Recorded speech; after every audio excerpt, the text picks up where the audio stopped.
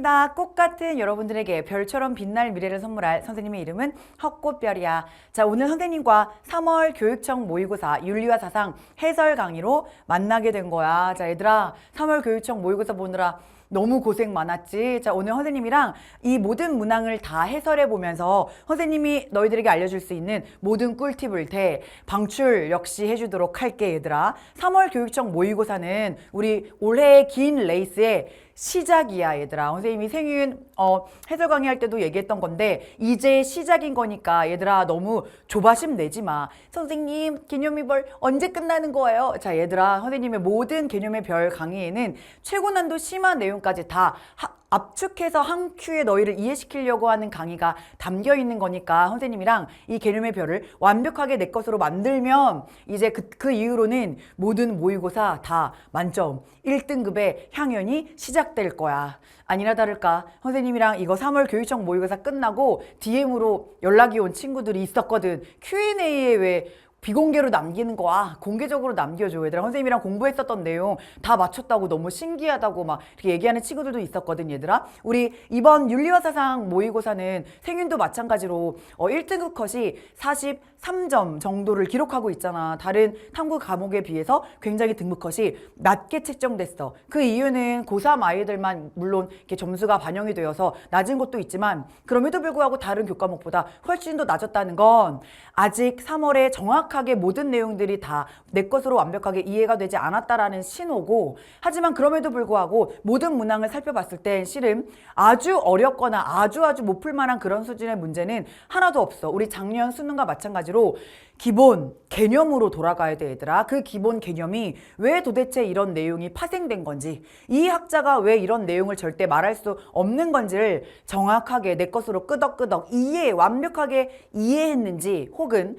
그냥 무지성으로 외웠는지, 이런 아이들을 변별하려고 하는 것이 지금 평가원의 출제 의도이기 때문에 우린 윤리교 과목을 공부하는 거잖아. 우리 윤리와 사상 조금 더 깊이 들어가는 내용이긴 하지만 깊이 들어가는 내용도 뭐 어때? 정확하게 내 것으로 맥락 잡고 이해한다면 선지가 적용되거나 바뀌어도 우리 충분히 풀어낼 수 있는 문항들로 구성됐어. 선생님이랑 배웠었던 문제들은 선생님이랑 배운 범위 내에서 이렇게 푸는 거구나 이해를 한번 해보고, 선생님이랑 아직 배우지 않은 내용들은 선생님이 문제 풀 수 있는 방법을 알려줄 테니까 나중에 선생님이랑 모든 내용 다 배우면 맞출 수 있게 되는 거구나 라는 자신감을 가지고, 자, 이제 정말 얘들아 자신감 있게 시작해 보려고 해. 알겠지? 이제 시작이요. 복식으로 얘들아 자신감 가져. 지금 멘탈 잃어버린 친구들 너무나 많던데 토닥토닥 해줄게, 얘들아. 그럴 수 있어. 하지만 너희들의 인생에서 3월 교육청 모의고사는 그 어떤 누구도 궁금해하지 않을 거야. 우리에게 실전은 뭐다?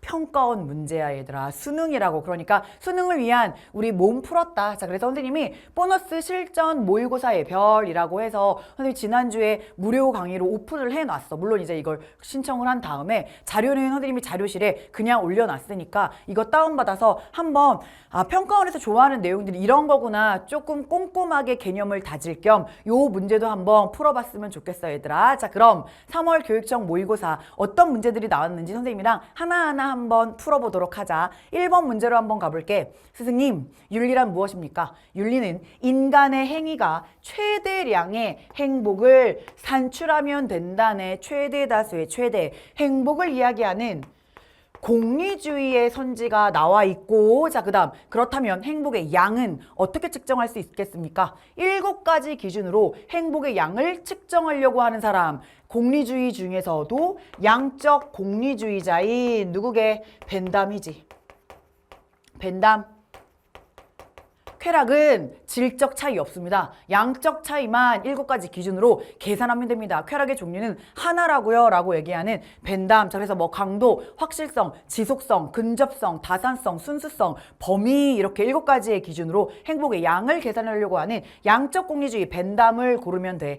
자, 그럼 얘들아 1번 문제는 정답을 찾는 것도 물론 중요하지만 나머지 오답선지도 우리 윤리와 사상 범위 내에서 어떤 사상가가 얘기할 법한 내용인지도 골라봤으면 좋겠어요, 얘들아. 자, 1번. 자연적이고 필수적인 욕구만을 최소한으로 충족시켜야 되고, 자연적이지만 필수적이지 않은 욕구나 자연적이지도 않고 필수적이지도 않은 욕구는 극복하셔야 됩니다. 라고 얘기하는 1번 선지는 에피쿠로스.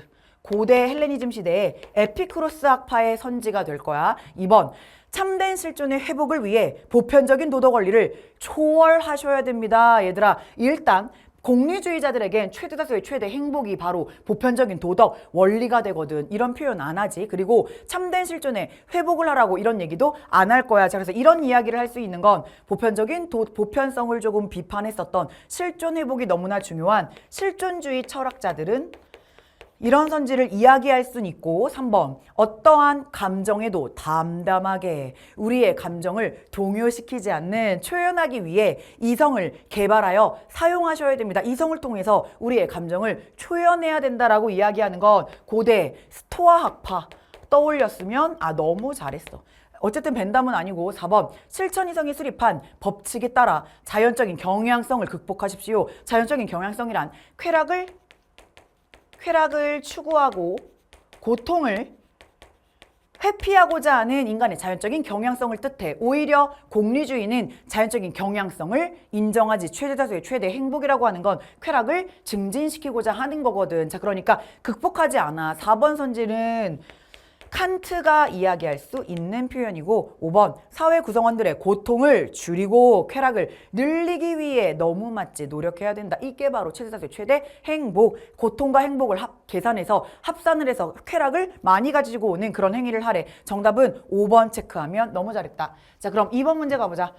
다음을 주장한 고대 서양 사상가의 입장으로 옳은 것은 삶에서 우리 자신과 관련하여 중간이 가장 좋다. 고대 서양 사상가 발문에 힌트 줬고 중간이 좋습니다. 왜냐하면 중간이라고 하는 건 이성이 알려줄 거거든. 명령하는 바이기 때문에 이성의 도움을 받아서 중간을 선택할 수 있어. 지나침과 모자람의 두 악덕은 서로에게도 중간에게도 반대이가 될 겁니다. 즉 품성적인 덕은 어떤 중간과 관련되어 있습니다. 여기서 말하는 중간은 계속 그럼 뭐였게? 중용이지.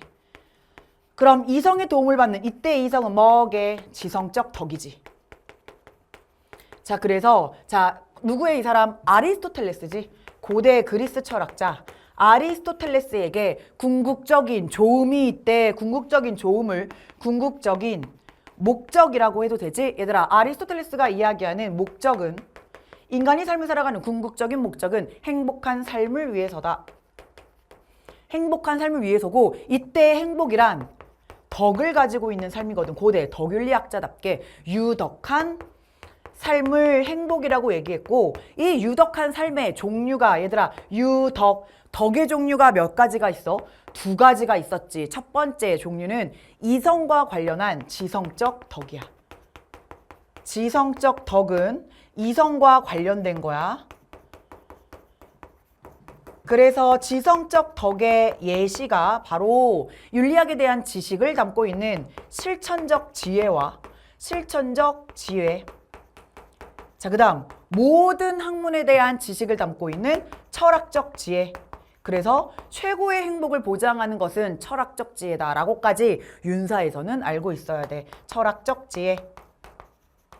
자, 그 다음 지성적 덕 말고 우리의 행위에 품성적 덕이라고 하는 게 있지. 반복과 습관화를 통해서 형성되는 품성적 덕이라고 하는 건 이성과 관련한 덕이 아니라 욕구, 감정과 관련된 덕이었어. 자, 그래서 이 욕구와 감정과 관련된 덕을 바로 품성적 덕이라고 얘기하면서 얘가 바로 중용이었지. 자, 그래서 다시 한번 1번으로 가볼게. 자, 궁극적인 좋음은 목적이지. 영혼의 욕구적인 부분에서만 실현된다. 아니라고. 이성과 관련된 부분에서도 목적, 덕, 지성적 덕은 있을 수 있지. 자, 그래서 틀렸고. 자, 2번. 인간의 악한 행동은 모두 의지의 나약함 때문이다. 어디가 틀렸냐면 모두가 틀렸어. 왜냐하면 아리스토텔레스는 소크라테스의 제자의 제자지. 이성주의 계열의 철학자로, 자, 우리가 악한 행동을 하는 이유가 첫 번째, 주지주의 인정하기는 해. 몰라서 그렇다. 몰라서 그런 것도 맞지만 플러스 주의주의. 의지의 나약함 때문에도 잘못된 행동을 할 수 있다. 자, 그래서 잘못된 악한 행동을 하는 건 몰라서도 가능하고 소크라테스가 얘기했던 것처럼 하지만 몰라서만 뿐만은 아니다. 의지의 나약함도 있다라고 얘기하거든. 그래서 모두 틀렸어. 자, 그 다음 3번. 이성은 모든 감정에서 양극단 사이의 중용을 발견하게 해준다. 얘들아, 일단 중용을 발견할 수 있게 해주는 건 지성적 덕의 도움이 필요해. 실천적 지혜의 도움이 필요해. 윤리학에 대한 지식이기 때문에 어떤 게 가운데 중용에 해당되는지를 고르려면 실천적 지혜의 도움이 필요한데, 이때 중요한 건, 자, 이성과 관련한 실천적 지혜의 도움이 필요한 건 맞는데, 얘들아, 중용이라고 하는 건 모든 행위나 감정에 존재하는 건 아니었잖아. 어디가 틀려? 모든이 틀려. 다시 한번 예를 들어 그 자체로 악한 감정, 시기, 질투, 파렴치, 염치가 없는 거? 얘들아, 염치가 없는 것에 중용이 어딨어? 적당히 염치 없자. 돼, 안 돼? 안 되는 거야, 얘들아. 적당히 쟤를 질투하자. 오늘은 질투 인형을 만들어서 10번만 찔러야지 적당. 이게 아니라니까, 얘들아. 아무리 조절해도 그 자체로 나쁜 감정에는 중용이 있어, 없어? 없어. 그 자체로 나쁜 행위에도, 그 자체로 나쁜 행위, 대표적으로 살인이나 절도에도 중용은 있어, 없어? 없다고 했잖아. 겁나 무서워. 살인에 중용이 있어? 지난달에 내가 100명의 모가지를 땄군. 이번 달에 중용을 발휘해서 50명만 따자. 돼요, 안 돼요? 안 된다니까, 얘들아. 모든 행위나 모든 감정에 중용이 있는 게 아니야. 이건 단골, 빈출, 함정 선지잖아, 얘들아. 자, 그래서 이건 틀렸고. 4번. 용기는 무모함과 비겁함 사이에 중용이며. 그렇지. 이거 선생님이 개념의 별로 얘기했을 때 선생님 동생이 물에 빠진 이야기 실제로 들려줬잖아. 선생님이 내 동생 물에 빠졌는데 수영 1도 못하는데 뛰어들어? 무모한 거야, 무모한 거야. 근데 나만 살겠다고 도망가? 아, 비겁한 거야. 용기는 겁나 수영 잘하는 우리 영진이 오빠. 아, 이 얘기를 또 여기서 하게 되네요. 선생님의 첫사랑. 영진이 오빠가 겁나 돌고래 반 우리 영진이 오빠 초등학교 6학년짜리 오빠가 들어가서 구해줬잖아. 용기. 선생님은 핑크 슬리퍼 구했고 내가 그 이야기 해줬단 말이야. 그 이야기 진짜 반응 뜨거웠어. 개념의 별에서 선생님이 아리스토텔레스 눈물을 머금고 알려줬는데 되게 낄낄거리면서부터 굉장히 Q&A가 뜨거웠거든. 자, 얘들아. 어쨌든 자, 얘들아. 용기는 무모함과 비겁한 사이에 있는 중용인 게 맞아. 자, 그리고 용기라고 하는 건 얘들아 중용이지. 자, 중용이지요. 중용은 지성적 덕이야, 품성적 덕이야. 품성적 덕이잖아. easy.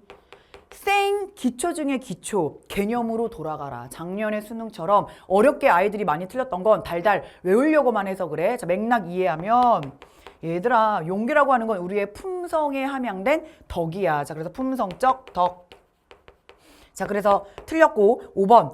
이성에 따라 행하는 습관을 길러야 품성적인 덕을 갖출 수 있다. 그렇지. 실천적 지혜의 도움을 받아서 습관, 반복, 실천을 통해서 후천적으로 품성적 덕이 형성된다고 했어. 반복, 습관화를 통해서. 너무나 맞지. 교육을 통해서 후천적으로 습득되는 건 지성적 덕. 행동, 반복, 실천을 통해서 형성되는 건 품성적 덕. 자, 그래서 정답은 5번 골랐으면 너무 잘했고. 얘들아, 2번 문제에도 별표를 좀 쳐줘. 이게 평가원에서 어렵게 내는 방법이다. 개념을 제대로 이해하고 있는지를 하나하나 세심하게 연결할 수 있어야 돼. 새로운 내용 1도 없어. 맥락만 제대로 파악하고 풀면 돼. 넘어가자. 자, 3번 문제는 얘들아 3위 문제야. 정답률이 50%밖에 안 됐어. 절반이나 틀렸어. 자, 가보자. 다음을 주장한 현대 사상가의 입장으로 적절한 걸 골라볼게. 현대 사상가. 절대자를 믿는 사람들은 신앙을 통해 위안을 받는다. 이는 세상이 절대자의 손에 있으므로 모든 일이 절대자의 방식대로 진행되도록 맡겨두어 너무나도 종교를 잘 믿는 사람들은 자신들의 불안감을 신에게 귀의하여 신에게 의지하여서 그 불안감을 해소하면서 실제 생활에 위안을 얻고 살아가는 거야. 절대자는 위안을 주는 그만큼의 현금 가치를 지닌다. 자, 이 현금 가치라는 표현 나와버리면 실용주의 누구로 풀면 되냐면 제임스로 풀어야 돼. 실용주의 철학자.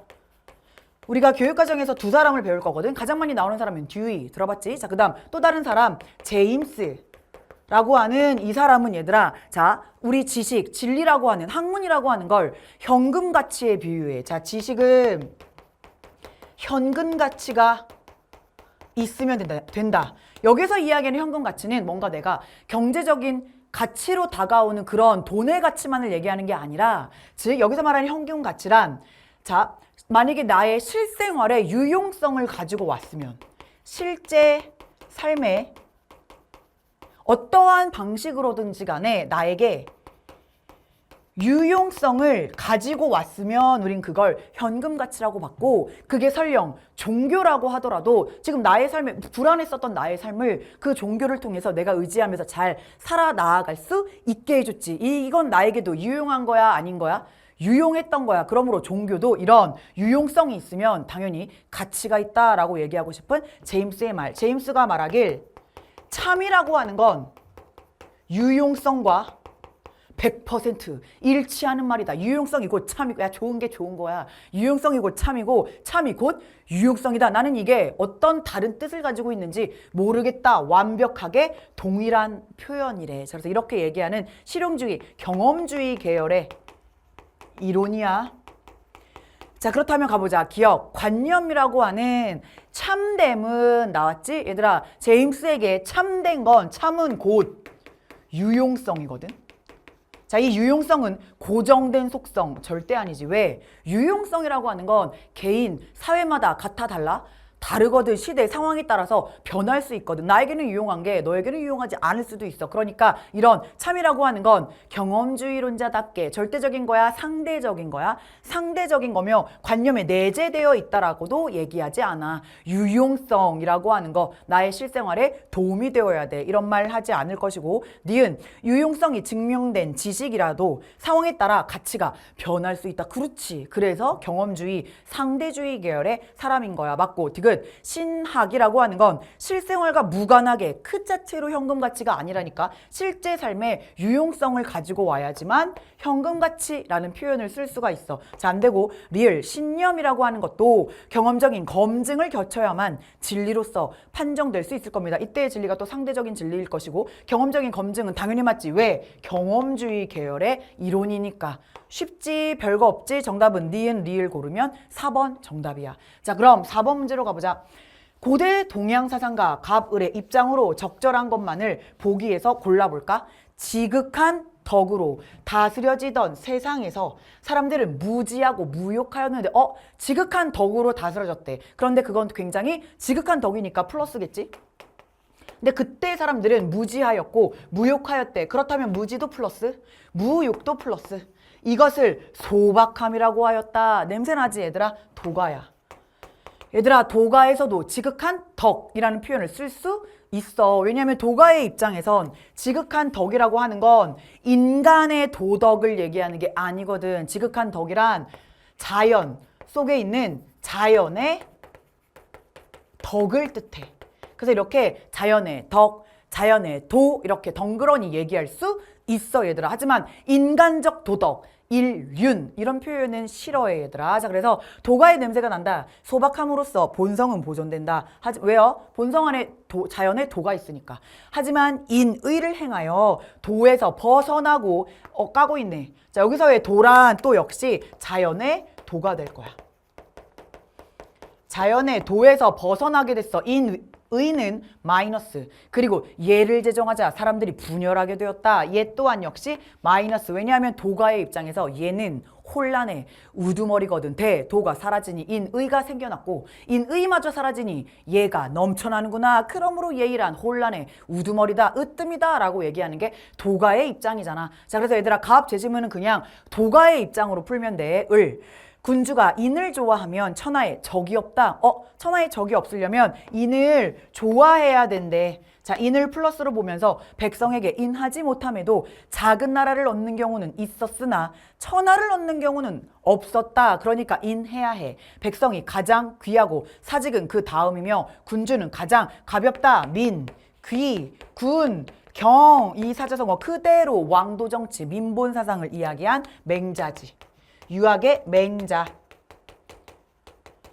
자, 그러면 자, 우리 선지를 한번 보기로 한번 가보도록 하자. 자, 도의 관점에서 도가는 만물을 분별하지 않아. 도의 관점에서 본다면 모든 것들은 다 하나야, 둘이야? 하나야, 얘들아. 도가에서 무라, 일체라는 표현도 쓸 정도로 만물, 제동, 도가의 장자가 만물, 제동, 만물을 도의 관점에서 보면 선악시비, 대소, 장단, 미추, 귀천, 심지어 생사도 분별할 필요가 없다라고 얘기하거든. 만물은 모두 다 평등한 거야. 도가에서 얘기할 수 있고. 자, 그 다음 니은 왕도 정치는 백성의 생업 보장을 시작으로 하는 거 너무 맞지. 임금이 해야 할 첫 번째 역할은 다름 아닌 백성들의 먹고 사는 일을 보장해 주는 것입니다. 그러므로 왕도 정치의 시작은 백성의 생업 보장입니다. 하지만 보다 더 중요한 건 도덕성을 유지시키는 항심이 더 중요한 거긴 맞지만 생업 보장에 힘쓰는 게 왕도 정치인 것도 맞지. 그래서 유학의 입장에서는 만약 일반 백성들이 먹을 게 없어서 옆집을 털었어? 도둑질을 했어?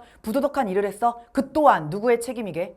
왕의 책임이야. 왕이 제대로 항산을 보장해주지 않았기 때문에 그렇지. 자, 그래서 이거 역시 맞고 유학의 입장. 디귿, 군주는 자기 수양을 바탕으로 인을 실현해야 됩니다. 그럼 유학의 기본은 나를 먼저 수양하고 백성들을, 다른 사람을 편안하게 할 거야. 혹은 나를 먼저 수양하고 백성들을 다스릴 거야. 숙이 숙이 아니는 유학에서 얘기할 수 있는 거 너무 맞고. 자, 그 다음 리을, 갑과 을은 둘 다 성인의 경지에 이르려면, 그럼 성인은 둘 다 얘기할 수 있으니까 의로운 행위를 쌓아야 합니다. 자, 의로운 행동을 모으는 거야. 이걸 두 글자로 집의라고 하고, 도가의 입장에서는 의로운 행동은 마이너스지.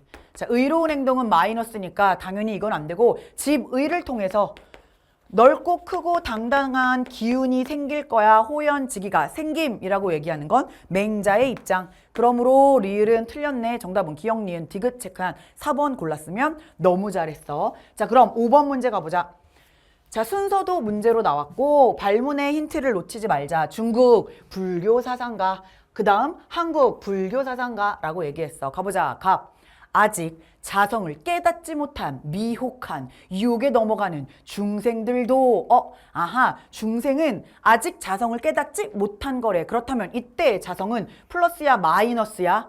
플러스지. 우리가 깨달아야 할 자성이니까. 얘들아, 자성은 자 굉장히 긍정적으로 보는 건 우리 선종에서 이야기하는, 선종에선 자성을 불성이랑 똑같은 걸로 써. 그러므로 아직 불성을 깨닫지 못한 미혹한 중생도 단박에 깨치는 가르침을 듣고, 단박에 깨치는 걸 두 글자로 돈, 오라고 얘기하지. 얘들아, 중국 사상가 중에 선종 스님 누구야? 누구밖에 없어? 해능밖에 없잖아. 얘들아, 갑은요 해능입니다.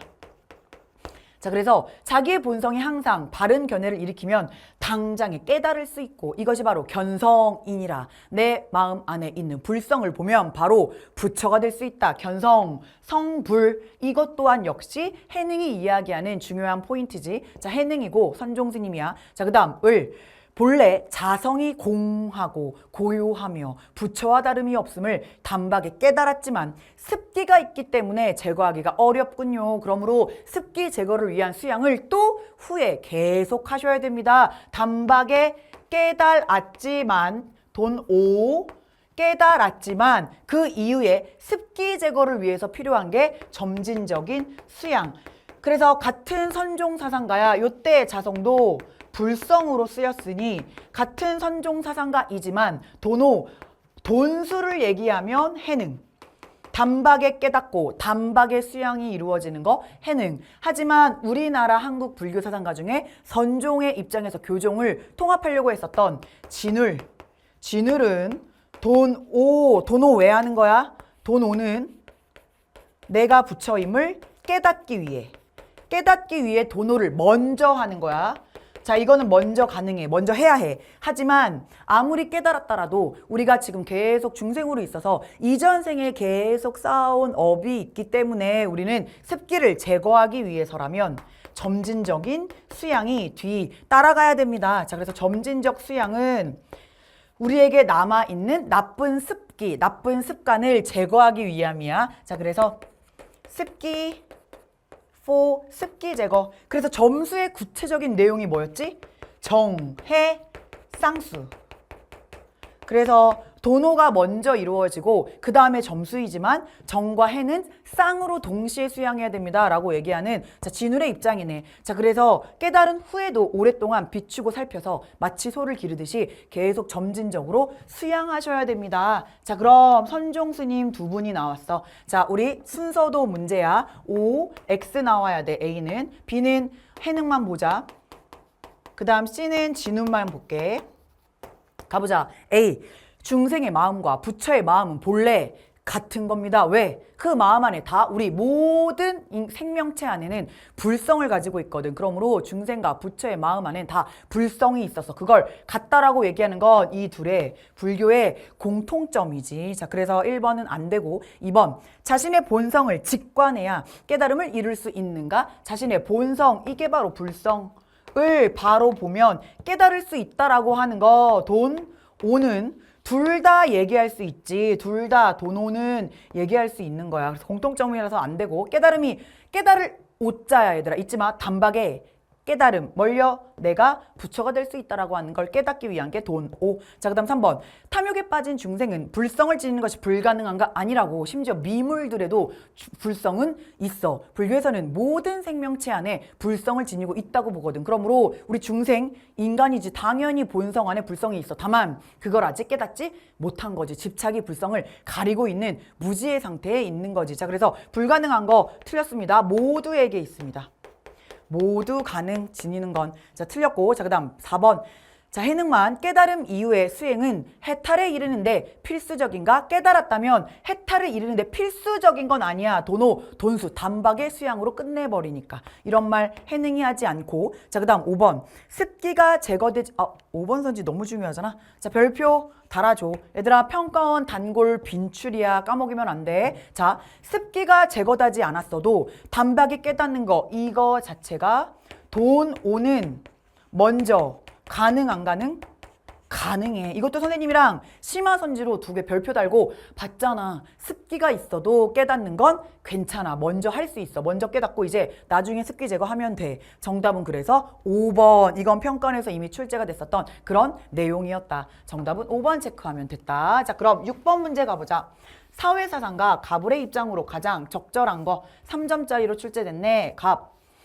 차별하여 서로를 미워하는 것은 잘못된 것이야. 두루두루 서로서로 사랑해야 돼. 이게 바로 겸상애.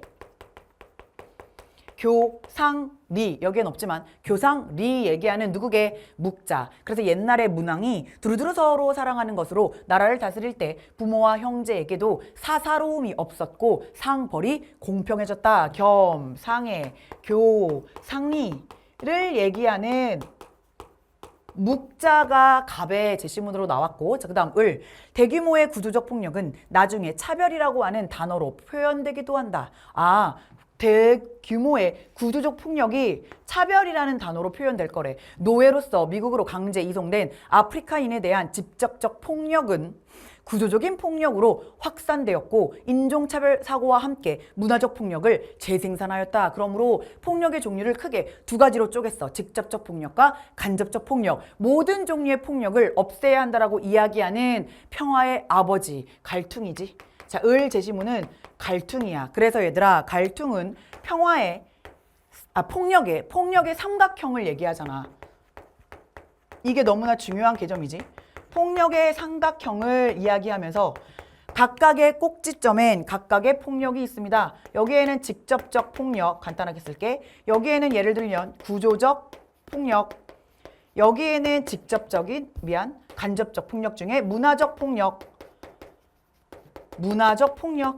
자, 그래서 이거 2개를 간접적 폭력이고 하나가 직접적 폭력의 꼭지점이잖아. 자, 그래서 이 삼각형으로 표현한 이유는 각각의 폭력이 서로가 서로에게 영향을 끼칠 수 있지만 중요한 건 각각의 폭력은 각각의 꼭지점에서 발발할 수 있습니다. 언제나 항상 방향이 정해진 건 아니고 모든 폭력들이 영향을 주고받긴 하지만 이 2가지가 없어도 얘가 먼저 발생할 수 있고 이 2가지가 없어도 얘가 먼저 발생할 수 있고 이 2가지가 없어도 얘가 먼저 발생할 수 있어. 하지만 이때 중요한 건 특히 문화적 폭력은 특히 문화적 폭력이 나머지 2개의 폭력을 정당화할 우려가 있으니까 미리미리 그러니까 우리를 가스라이팅 시킨다는 거야. 우리 계속 대중매체 속에 폭력이 노출돼서 아무렇지도 않게 이걸 보고 자란 아이는 나중에 이 두 가지를 정당화, 이걸 해도 잘못된 생각을 못 느낄 수 있어. 문화적 폭력이 나머지 두 개를 정당화시킬 우려가 있으니 모든 종류의 폭력을 예방합시다 라고 얘기하는 평화의 아버지. 모든 종류의 폭력을 반대했었던 사람, 갈퉁입니다. 자, 그러면 가보자. 1번. 자국의 이익을 도모하기 위한 정복 전쟁은 정의롭다. 얘들아. 자, 우리 묵자에서, 자, 묵자. 일로 가볼까? 묵자의 교상리에 따라 이익이 많아야 돼, 적어야 돼? 많아야 되잖아. 그래서 이 교상리에 따라 나머지 4개의 개념이 다 파생된단 말이야. 이익이 많아야 돼. 그러니까 쓸데없는 사치 낭비하지 마. 아껴 써. 절용. 자, 그 다음 이익이 많아야 되니까 3년 동안 장례문화 치르는 건 너무나 사치야. 장례를 아껴. 절장. 무조건 여기서 다. 자, 이익이 많아야 되는데 한 큐에 이익을 다 끝내버리는 게 있어. 그게 바로 뭐게? 아무리 고간에 열심히 막 다 생산물을 쌓아놔도 우리나라에 이거 터지면 이익 다 잃어버려. 그게 바로 전쟁입니다. 전쟁. 자, 그래서 비공, 즉 공격전쟁, 침략전쟁을 하면 안 돼. 하지만 또 역시 이익을 지키기 위한 공격전쟁이 일어났을 때 나의 이익을 지키기 위한 방어전쟁은 겁나 허용합니다. 그래서 모든 학자들 중에서 묵자라는 사람이 진짜 체지방률 3%. 겁나 전쟁 잘해, 얘들아. 겁나 전쟁 능력 뛰어나. 최전방에서 방어벽을 막 쌓는 그런 전술이 굉장히 뛰어났었던 자들이 묵가파에 있었던 사람들이야. 묵자의 제자들. 자, 그래서 방어전쟁은 괜찮지만 공격전쟁 하지 마. 이익 다 없어지니까. 자, 그 다음 또 역시 야, 음악이 즐거운 건 알겠어. 그러니까 하지 마. 야, 음악에 빠져 있느라 야, 농사지으러 안 나오던데. 야, 악기 만드느라 이산저산 헤매고 돌아다니던데. 음악은 이익보단 손해가 더 커. 그러니까 음악도 하지 마. 악.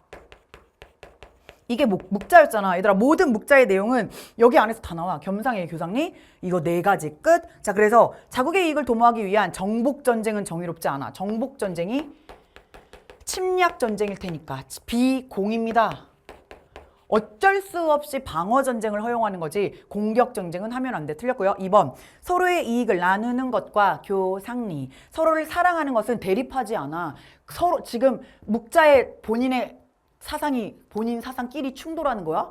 아니야, 이거 모두 다 묵자의 사상이야. 서로서로 사랑하니까 이익을 나눌 수도 있는 거야. 대립하지 않아. 자, 3번. 문화는 인간의 기본적인 욕구에 대한 침해. 인간의 기본적인 욕구에 대해서 침해를 하는 것 또한 역시 평화야 폭력이야. 폭력이란 말이야.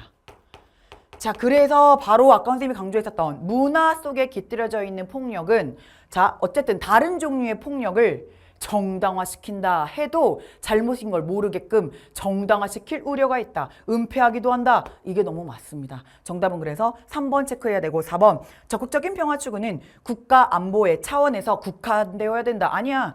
국가 안보 차원에서의 평화를 갈퉁은 선생님이랑 배웠지. 뭐라고 얘기하냐면 적극적 평화가 아니라 이게 바로 소극적 평화의 상태야. 갈퉁에게 적극적 평화는 직접적 폭력은 물론이거니와 간접적 폭력까지 죄다 사라져야만 해. 하지만 국가안보는 직접적 물리적 폭력만 없는 거니까 틀렸어. 이런 말 안 할 거고 5번 둘 다 차별행위의 중지만으로도 진정한 평화가 달성된다. 자, 얘들아, 자, 여기 차별 제시문에 있지? 갈퉁의 입장에서 차별은 나중에 구조적 폭력의 모습이래. 자, 그럼 구조적 폭력만 없애면 진정한 평화가 달성돼? 절대 아니야. 얘들아, 갈퉁의 입장에선 모든 종류의 폭력과 전쟁을 반대합니다. 그래서 평화의 아버지 왜 그런 이름 붙였냐면 폭력을 사용하는 건 인간의 본성을 모독하는 거래. 평화를 실현하고 싶으면 오로지 평화적인 방법으로 실현 가능할 거래. 자, 그러니까 절대 이런 말 갈퉁은 하지 않을 거야. 그래서 이거는 갈퉁 겨냥한 선지야. 자, 딱히 묵자는 신경 쓰지 않아도 되고, 그리고 네, 신경 쓰지 않아도 돼. 이거는 갈퉁을 겨냥한 거니까 정답은 갈퉁으로 제끼고 3번 골랐으면 너무 잘했어, 얘들아. 자, 넘어가 보자. 7번 문제, 가불사상가들의 입장에서 가보자. 나의 질문에 대한 대답으로 가장 적절한 걸 골라볼게. 자, 이상국가에서는 서로 다른 성향을 가진 세 계층, 즉 통치자, 방위자, 생산자, 계급 3, 계급론을 이야기하는 사람. 누구? 플라톤. 그래서 각자 자신의 계층의 일만 하고 다른 계층의 일은 참견하지 마. 분업이야. 만약에 참견하려 들면 나라는 파국이야. 역할 이동하면 안 돼. 플라톤이고. 자, 을은 유토피아. 토마스 모어네. 사람들은 시간을 낭비하지 않습니다. 재화가 충분해. 어느 정도로 충분한지 아나? 공동의 마을에 서랍이 있대. 근데 그 서랍을 열잖아? 원하는 거 다 나온대. 계속 나온대. 모자람이 없대. 유토피아야. 알겠죠? 이상세계. 자, 그래서 필요한 물품을 대가 없이 공동 생산, 공동 소유란 말이야. 하지만 그렇다고 해서 사치나 낭비하지 않아. 향락에 빠지지도 않는 너무나 이상적인 유토피아를 이야기한 토마스 모어의 내용이네. 자, 그럼 각자가 이야기하는 이상사회의 특징 골라보자. 1번 플라톤. 정치 권력과 철학이 하나로 결합되어 있습니다. 네. 자, 플라톤이 이야기한 통치의 방식은 철인 통치란 말이야. 철인이 뭐야? 철학자가 통치하는 거야. 즉 철학자, 철학이지. 통치, 정치지. 철학과 정치가 결합되어 있는 모습이 바로 철인 통치. 정답은 너무 쉽게 1번 찾으면 되고 2번 모든 계층에게 재산의 사적 소유를 허용하지 않습니다. 이것도 단골 빈출이잖아. 모든 계층한테 사적 소유를 허용하지 않는 건 아니야. 왜? 플라톤은 사유재산 전면 폐지야 일부 허용이야? 사유재산 일부 허용입니다. 왜요? 사유재산을 공유하자라고 얘기하는 건 재산을 공유를 얘기하는 건 누구들만 해당되냐면 나란히라는 사람들, 정치를 하는 사람들이나 혹은 전쟁터에 나가서 싸우는 방위자의 역할을 하는 수호자 계급들만, 수호자 계급만 이게 바로 통치자와 방위자, 전사지요. 자, 이렇게 수호자 계급만 재산 공유하면 돼. 왜? 그 목적이 뭐였어? 부정부패를 막기 위해. 부정부패를 막기 위해서 예방하기 위해서라도 재산을 공유해야 되지만 생산자 계급은 재산 가지고 있어도 되고요. 가족 공유에도 사유에도 가족 공유는 재산 공유처럼 수호자 계급만, 생산자 계급은 가족이 있어도 됩니다. 라고 얘기하였으니 모든 계층에서 바로 틀렸습니다. 3번 토마스 모어 사람들이 노동에 종사하지 않고 아니야 정해줬어. 토마스 모어가 꿈꾼 유토피아에서는 노동은 딱 6시간만 하래. 아 너무 좋다. 자, 너무 좋다. 선생님 오늘 선생님 오늘 9시간 촬영해야 되는데 자, 노동 6시간 목이 나만하지 않겠습니다. 자, 하지만 토마스 모어가 꿈꾸는 이 유토피아는 노동 6시간 하고요. 그 다음 잠은 8시간 자고요. 그 다음에 남은 10시간은요. 뭐 하는 줄 알아? 여가야, 여가. 하고 싶은 거 해. 학문에 뭐 책 읽어도 되고요. 여가 활동하면 된대. 유토피아야. 얘들아 노동하지 않아. 틀렸어. 여가 활동 진짜 할 수 있지만 틀렸고요. 4번 물질적으로 빈곤하지만 물질적으로 빈곤하지도 않아요. 아까 얘기했지. 어마무시한 공동의 서랍이 있다니까. 무슨 서랍이야 그거. 갖다 줘. 자, 도덕적으로 타락하지 않는 건 맞지만 빈곤하지 않습니다. 자, 5번 갑과 을은 둘 다 개인의 선호에 따른 직업 선택의 자유까지 절대 고대 사상가인 플라톤 절대 말하지 않습니다. 플라톤 겨냥한 선지야. 왜? 직업 선택의 자유가 아니라 타고난 기질과 능력과 성향, 금운동 흑수저, 다이아몬드 수저 그 논란의 그 논리적 배경이야 얘들아. 금운동의 타고난 성향에 맞게 후천적으로 교육을 받아서 직업을 분배할 거야. 시험 봐서 분배할 거야. 그러므로 직업 선택의 자유 플라톤 말하지 않습니다. 자, 그래서 정답은 1번 체크하면 돼. 넘어갈게. 자, 8번. 1위 문제네. 여기 이렇게 어려웠어요. 자, 가볼게요. 자, 근데 얘들아 이 문제는 스피노자 문제고 우리 작년 수능에서도 굉장히 어려워했었던 문제 중에 하나야. 많은 기출에서도 정답률이 스피노자 나오면 굉장히 박살나. 하지만 기본 개념으로 돌아가라. 선생님이래 개념의 별을 모든 심화 내용까지 끝까지 이해하라. 이거 선생님이랑 한 거야. 자, 간다. 근대서양 사상가 갑, 현대서양 사상가 을의 입장으로 옳은 것은 자, 근대랑 현대네. 자, 발문에서 힌트 얻고 자, 인간은 신 앞에 있으며 신 없이는 존재할 수도 생각될 수도 없습니다. 자, 신이라는 표현을 쓰는 근대서양 사상가 달리 말해 인간은 끝났다. 인간은 신의 양태 모드입니다. 여러 양태 중에 하나의 모습으로 이제 인간의 모습이 있는 거지. 모든 신뿐만이 아니라 다른 모든 것들은 다 신의 양태. 자, 그래서 이 사람 누구야? 스피노자. 잊지 마. 스피노자에게 신만 유일한 무한한 실체야. 오로지 신만. 나머지 인간을 포함한 나머지 사물들은 뭐야? 유한한 양태지. 자, 그래서 스피노 자동기계. 기억나니 얘들아? 스피노 자동기계. A 버튼 누르면 반드시 A 물건이 나오게 되어 있어. 이 세상의 모든 것들은 범신론의 입장에서 인격신, 기독교에서 이야기하는 초월자, 이걸 겁나 까면서 도망다녔던 사람이라고 했잖아, 얘들아. 자, 그래서 자, 스피노자는 범신이야. 자연 전체가 다 신, 자연 안에 내재된 신인 거야. 자, 그래서 스피노 자동기계, 기계론적 자연관. A 버튼 누르면 신의 본성, 신의 필연성이, 여기서 말하는 신이 그냥 자연이야. 자연의 법칙, 필연적인 자연 법칙을 통해, 필연성을 통해 반드시 예외가 없습니다. 무조건 A 나옴. 그래서 스피노 자동기계, 자동 판매기.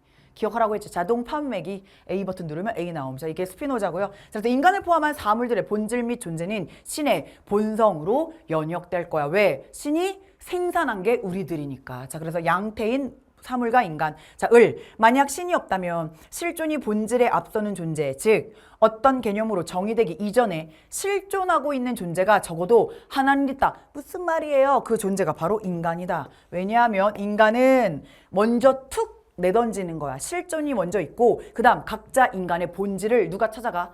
내가 스스로 주체적으로 능동적으로 찾아가는 거야. 그래서 인간은 피투적 존재. 인간의 실존은 본질에 앞선다. 이런 얘기하는 사람 누구? 사르트르. 그래서 얘들아, 사르트르는 무신론자야, 유신론자야? 무신론적 실존주의야. 무신론적, 신의 존재를 믿지 않아. 그래서 얘들아, 우리 윤사에서 나오는 현대 실존주의 철학자가 4명이 있어. 얘들아, 4명 실존주의 철학자의 유신론자인지 무신론자인지가 우리 윤사에서는 너무나 킥이거든. 엄청 중요해. 제시문 판별할 때도 중요하고 선지 함정에도 중요하고. 그래서 선생님 이거 외울 수 있는 꿀팁만 빠르게 알려줌. 선생님의 개념의 별 수업에 있지만 꿀팁 알려드림. 아, 정말 약간 현타 오긴 하는데 너네 안 틀리는 게 목적이니까.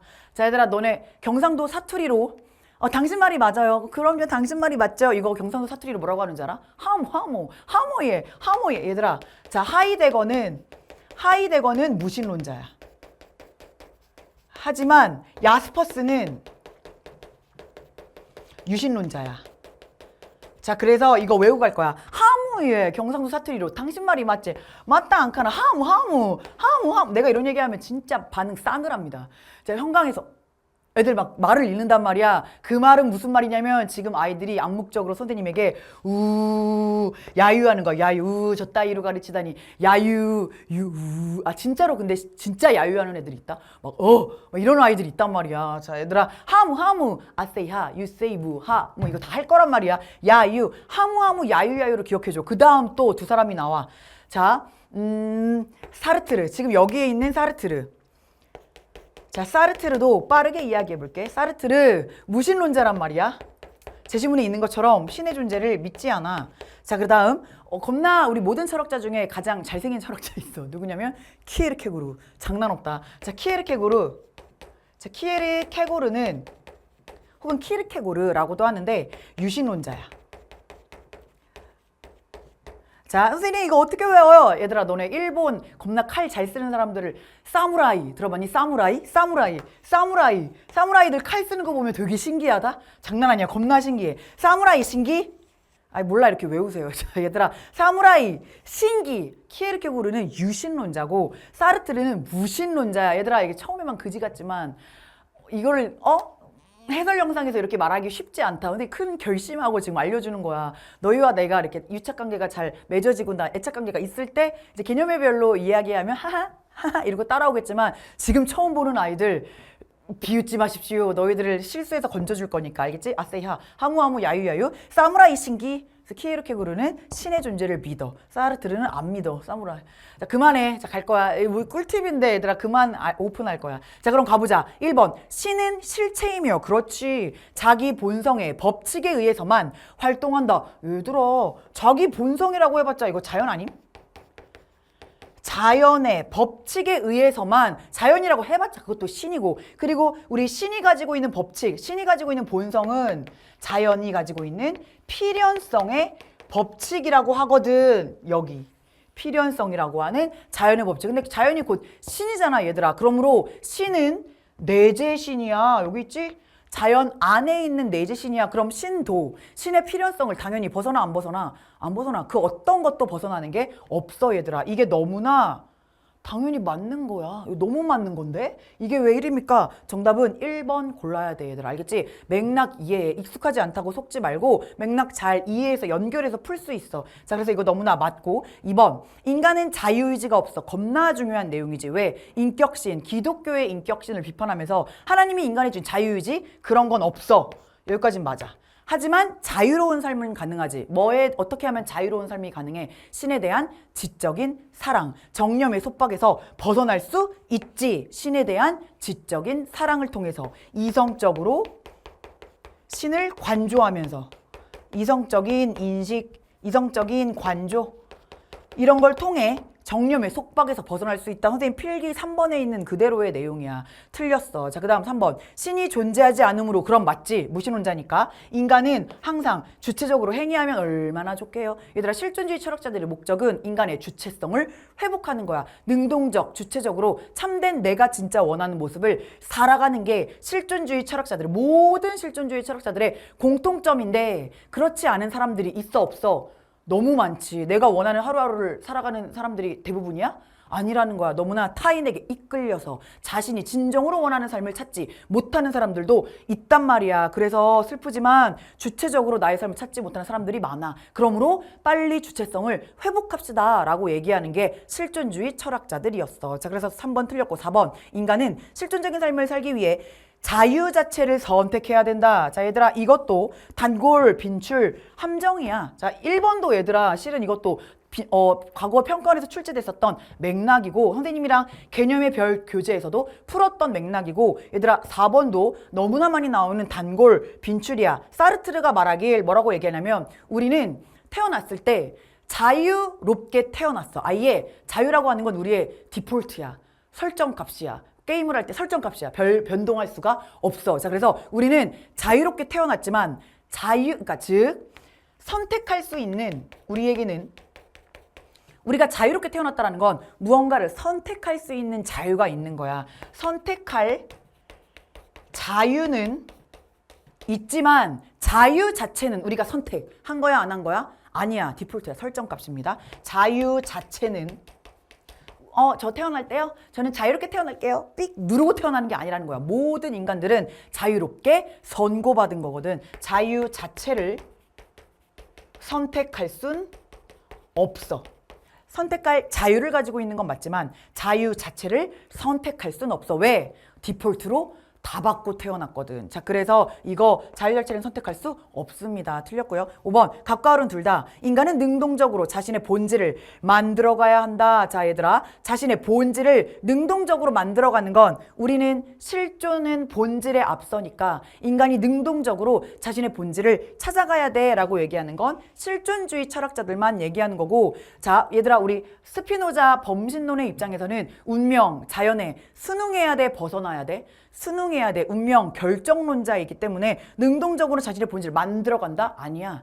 자연의 필연성인 신에 대해서 올바르게 인식하면서 순응해가면 돼. 자, 그래서 스피노자는 이런 말 절대 할 수가 없어. 정답은 1번 골랐으면 너무 잘했던, 너무나 중요한 문제였지만 새로운 내용은 1도 없고요.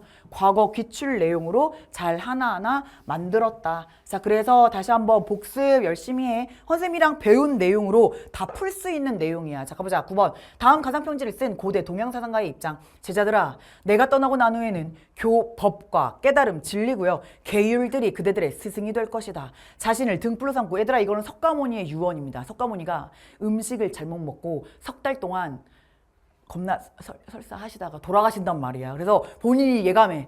얘들아, 나 죽을 것 같다. 내가 죽기 전에 빨리 나에게 모든 궁금한 걸 다 물어봐라. 제자들을 다 모아 본인의 죽음을 예감하고 고생하시면서. 그래서 마지막으로 남겼던 석가모니의 유언의 글이야. 자기 자신을 등불로 삼아. 왜? 우리 안에 불성이 가지고 있으니까. 불성이 우리 마음 안에 본성으로 있으니까 가르침을 등불로 삼아 정진하라. 나의 가르침은 이것은 괴로움이다. 이것은 괴로움의 원인이다. 자, 이것이 괴로움인 건 고제. 괴로움의 원인인 건 집제. 이것이 괴로움의 소멸이다. 멸제. 이것이 괴로움의 소멸에 이르는 길이다. 도제. 고, 집, 멸, 도까지 얘기하면서 자, 형성된 모든 것은 소멸하기 마련이다. 게으르지 말고 해야 할 바를 모두 성취해라. 이것이 나의 마지막 당부다. 유언입니다. 유언 얘들아. 석가모니 근본 불교로 풀면 돼. 자, 그러면 가보자. 1번. 삶의 본 모습이 즐거움임을 알아야 해탈할 수 있다. 잊지 마. 불교에 맨날 나오는 함정이야. 우리 생윤에서도. 불교에서는 생, 로, 병, 사 모두 다 뭐예요? 고통입니다.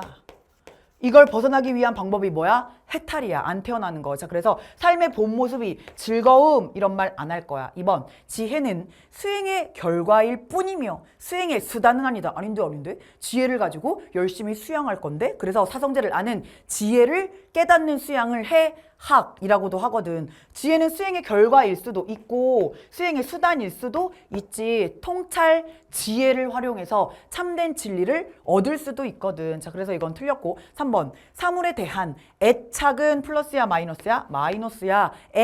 욕할 때 그 애자가 애착이었잖아. 집착이랑 똑같은 겁니다. 자비를 실천하는 바탕이 된다? 아닌데? 지 밖에 모를 텐데. 틀렸는데? 집착할 텐데. 틀렸습니다. 얘는 집착과도 같은 거니까. 4번. 사성제 간의 관계는 원인과 결과의 법칙으로 설명될 수 있는 걸 제시문에서 알려줬잖아. 원인, 결과. 근데 이것도 선생님이랑 이미 다 했지. 최고난도 심화선지로 얘들아 고제는 우리 현실 세계의 모습이야. 집제는 현실 세계의 원인이고 그 다음 멸제가 우리가 추구해야 할 이상세계의 결과, 모습이고 도제가 이상세계에 도달하는 원인이야. 이거 선생님이랑 이미 다 했던 거야. 자, 그치? 그래서 당연히 사성제도 인과의 법칙으로 설명될 수 있어. 제시문에도 있고. 5번. 양극단을 벗어난 수행. 이게 바로 석가모니가 이야기한 가운데 길. 어디에도 치침이 없는 극단적 쾌락도 아니고 극단적 고통도 아닌 가운데 길, 중도. 그 다음 모든 존재의 무상함을 통찰해야 된다. 재행. 이 세상의 모든 것들은 움직이니 영원불변한 건 없어요. 재행, 무상을 통찰지를 통해서. 얘들아 통찰지 이거 다 플러스야 마이너스야? 겁나 플러스지. 꿰뚫어 볼 수 있는 지혜를 뜻하니까. 자, 그래서 너무나 5번은 맞는 내용이네. 중요한 표현들이 다 들어가 있었어. 정답은 5번. 10번 문제로 가보자.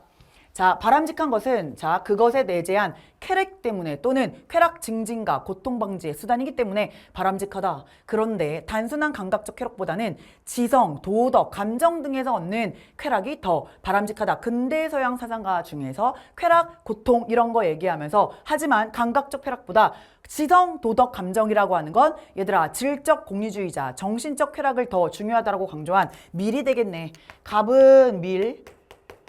질적 공리주의. 동물과도 함께 공유하고 있는 감각적 쾌락보다는 인간만이 향유할 수 있는 정신적 쾌락보다 더 질적으로 고급한 정신적인 쾌락을 추구해야 합니다. 그래서 쾌락의 종류를 두 개로 구별했습니다. 세계 안에서뿐만이 아니라 세계 밖에서도 제한 없이 선하다고 여길 수 있는 건 오직 선의지뿐입니다. 라고 얘기하는 사람 누구야? 칸트. 우리가 행복을 누릴 만한 자격을 얻기 위해서는 반드시 의무, 감에서 나온 행위를 했을 때 행복할 자격이 있어요 라고 얘기하는 행복과 도덕이 즉 양립할 수 있어. 하지만 행복 자체가 도덕의 동기가 될 수는 없어 라고 얘기하는 칸트야. 자, 그러면 벤 다이어그램이네. 자, 갑이 밀이고 을이 칸트. 자, 그러면 가보자. A. 너무 중요한 문제야. 얘들아 10번 문제도 되게 좋아. 엄청 좋은 문제입니다. 정확하게 한번 이해해 볼게. 기억. 밀만. 모든 도덕적 행위는 행위자 자신의 쾌락을 증진한다. 얘들아 밀의 입장에선 최대 다수의 최대 행복을 추구한단 말이야. 그때 그 행복은 최대 다수의 행복이면 돼. 즉 나에게는 마이너스 10이지만 전체 최대에게 많은 사람들에겐 플러스 100을 가지고 온다면 나한테는 마이너스 10이지만 전체 모든 사람들을 다 합해봤더니 플러스 100이래. 그럼 이거 더하면 플러스 90이지. 그럼 이 행동을 해야 돼? 안 해야 돼? 합니다. 왜? 최대다수의 최대 행복이 공리주의의 기본 목적이니까. 자, 그래서 모든 도덕적 행위가 행위자 자신의 쾌락을 증진하지 않는 경우도 있어. 나에게는 마이너스 10, 하지만 전체 다수를 위해 플러스가 높으면 해야 되거든. 미리 이런 말 안함. 자, 니은 공통점이어야 되네. 행복은 의무에서 나온 행위에 의해서만 실현될 수 있습니다. 얘들아, 의무에서 나온 행위에 의해서만이라는 표현을 여기서 나왔다라는 건 동기라고 생각하면 돼. 이 행위를 한 동기 자체가 의무니까 행동을 한 건, 얘들아, 의무론의 입장으로 얘기하는 건 칸트고요. 심지어 밀은 공리주의의 입장에서 행복은 의무에서 나온 행위에 의해서만 실현되는 게 아니라 최대다수의 최대 행복을 높일 수 있는, 쾌락을 추구하고 고통을 회피할 수 있는 자연적인 경향성에 따를 때 일반적으로 더 높을 수 있지, 얘들아. 자, 그래서 다시 한번 의무에서 나온 행위에 의해서만이 아니라 정확하게 얘기하면 밀의 입장에서 의무에서 나온 행위였어도 그게 결과적으로 최대 다수의 최대 행복을 가지고 왔다면 실은 밀도 좋아해, 싫어해? 좋아해. 안 좋아할 이유가 없어. 의무에서 나온 행위가 최대 다수의 최대 행복이라는 결과까지 가지고 왔으면 이거 자체를 부정하진 않겠지만 의무에서 나온 행위에 의해서만 실현된다라고 절대 미리 보지 않아. 그러니까 미리 틀리면 얘들아 당연히 틀리고, 칸트의 입장에서 행복은 도덕적인 행동을 했을 때 뒤 따라와 올 수 있는 내용이라서 얘들아 이건 미리 제끼니까 그냥 틀린다고 보면 되고요. 디귿, 행위의 도덕성은 행위자의 성품과 무관하게 판단될 수 있다. 다시 한번 이것도 너무 중요한 좋은 선지네. 자, 밀의 입장에서 행위의 도덕성이라고 하는 건 그제가 가지고 있는 성품과 무관해. 왜냐하면 공리주의자인 밀의 입장에서 그의 성품이 어찌 됐건 간에 이 사람은 그냥 공리주의니까 최대 다수의 최대 행복이라고 하는 공리를 높였다면 당연히 옳다라고 얘기할 수 있고, 자, 그 다음 칸트의 입장에서도 성품과 상관없이 그 도덕적 행위에서 의무감에서 비롯된 행위를 했다면, 의무감에서 그냥 비롯되면 돼. 도덕 법칙에서 비롯되면 돼. 심지어 칸트는 성품 자체가 올바른 도덕적 행위의 동기가 될 수 없다라고 얘기한단 말이야. 왜? 그러한 좋은 성품도 선의지의 지배를 받아야지만 그제서야 동기가 선의지, 의무감이 되니까 도덕적 가치가 있는 거지. 성품과 그래서 무관하게 의무감에서만 비롯됐다면, 도덕 법칙을 따랐다면, 선의지에서 비롯된 거라면 당연히 도덕성 높다고 판단될 수 있지. 자, 그러니까 이건 둘의 공통점. 잘 말했네. 자, 그 다음 리을. 이거는 칸트만 얘기해야 돼. 행복을 추구하는 경향성은 도덕의 기반이 될 수 없다. 그렇지. 도덕의 기반은 의무감에서 비롯되어야 돼. 행복을 추구하는 경향성, 이게 바로 자연적 경향성에서 비롯된 행위는 칸트의 입장에선 언제나 항상 도덕적 가치가 있다고 얘기할 수 없기 때문에, 자, 이건 칸트만 얘기하는 거. 하지만 밀의 입장에서는 자연적 경향성은 행위의 동기가 됩니다. 다 심지어 쾌락을 추구하고 고통을 피하는 거니까 그것을 가지고 올 수 있다면 도덕의 기반이 공리주의자들은 될 수 있지. 자, 그러니까 이 문장은 칸트만 얘기할 수 있는 거. 정답은 디귿 리을 체크한 3번으로 골랐어야 돼. 넘어가자. 자, 우리 11번 문제. 다음 강연자가 주장할 만한 걸 보기에서 골라보자. 3점짜리네요. 덕과 악덕은 우리의 바깥에 있는 객관적 실제가 아니야. 대상 속에 있는 성질이 아니라 제3자 대상에 있는 게 아니라 소리, 색깔, 뜨거움, 차가움 등과 마찬가지로 우리의 마음 안에서 느껴지는 거야. 즉 도덕이라고 하는 건 느껴지는 것이다. 무엇으로? 감정으로. 우리의 인상으로, 이런 것들로 느껴지는 지각입니다. 우리는 인간의 행위나 성품을 바라볼 때 느끼는 쾌락으로 덕을, 우리가 바라봤을 때 우리가 좋은 감정을 느끼면 덕, 나쁜 불쾌한 감정을 느끼면 악덕이라고 구별하는, 얘들아, 주정주의 철학자 누구야? 흉. 자, 그러면 가보자. 도덕적 구별의 원천인 이성이 아니라 감정이다. 그럼 주정주의의 흉은 근대 사상가들 중에서 경험주의 계열로 배우는 사람이잖아. 그러니까 당연히 이성이 아니라 감정, 경험에 근거하는 거 맞고, 선과 악은 모두 객관적으로 실제하는 것이 아니다. 이것도 실은 단골 빈출이야. 이것도 평가원에서 너무나 여러 번 나왔던 거고, 이것도 심지어 재심은 첫 번째 줄에 있는 내용이야 얘들아. 객관적으로 나한테 바깥에 있는 실제의 것이 아니라 얘들아 도덕은 내가 느껴지는 거야. 내 안에 있는 나의 감정이라고. 자, 그래서 맞는 내용이고 디귿 도덕에 대한 탐구는 경험과 관찰을 바탕으로 해야 한다. 그럼 경험주의니까 당연히 이런 말 할 수 있고 리을 자, 쾌락을 주는 모든 대상은 유덕한 것으로 간주되어야 한다. 아, 인간에게 쾌락을 주는 모든 대상이 유덕한 거야? 얘들아, 우리가 도덕성을 판단할 때 유덕, 도덕성을 판단할 때는 자, 도덕적인 문제 상황에서 예를 들어 선생님이랑 선생님 수업 시간에도 얘기했었잖아. 선생님이 지하철 안에 들어갔을 때 구토를 하는 사람이 있었는데 모두가 냄새. 나도 마찬가지야. 냄새. 옆칸으로 지하철 옆칸으로 옮겨가려고 하는 이 와중에 교복을 입은 중학생이 남자 두 아이가 무릎을 꿇고 가방에 있는 휴지를 꺼내서 그 토를 닦았다고. 이런 모습을 봤을 때 우와 진짜 도덕적이다 라고 느끼는 거야. 즉 우리가 도덕성을 판단할 때는 도덕적인 문제 상황에서 어떤 삼자의 모습을 보고 관찰을 했을 때 내 안에 느껴지는 감정이 도덕. 다시 한번 쾌락을 주는 모든 대상이 유덕한 거야. 선생님이 제일 많이 느끼는 쾌락 우리 선생님이 키우고 있는 뭉치 고양이입니다. 우리 고양이 어찌나 선생님한테 많은 쾌락을 주는지 알아? 우리 뭉치 이렇게 팔 벌려서 되게 개냥이거든. 선생님이 유일한 나의 마약. 우리 뭉치의 꼬순내. 이렇게 파묻고 뭉치 이러고 있거든. 꼬순내 진짜 귀여워. 너무 사랑스러워. 어마무시하면서도 쾌락을 줘. 그럼 우리 뭉치 도덕적이야? 아니야 얘들아. 선생님 너네 맨날 뷰 좋은 카페 찾아가지. 왜 가? 그 자연물 노을 보러 가잖아. 노을 보면서 우와 야경 혹은 우와 자연경관 우와 너무나 멋지다. 우와 나 여기 있으니까 너무 즐거워. 그 도덕적이야? 아니야 얘들아. 즉 도덕적인 문제 상황에서 도덕적 행위 혹은 도덕적 성품에 대해서 우리가 도덕 판단할 때 감정 그 쾌락적 감정을 도덕성이라고 얘기하는 거지. 모든 대상 아닙니다. 노을 자연물이 나한테 쾌락 준다고 해서 그거 도덕성 뛰어나다 아니라고 얘들아. 틀렸습니다. 정답은 그래서 기억 니은 디귿 4번을 체크하면 돼. 자 그럼 12번 문제로 가보자. 자 근대 한국 사상가 가불의 입장으로 옳지 않은 거. 서양의 무기는 사람을 죽이지만 우리의 도덕은 사람을 살릴 거야. 서양의 무기 겁나 까네. 우리의 천리와 천도에 순응해야 함을 안 후에 수심정기 끝났어.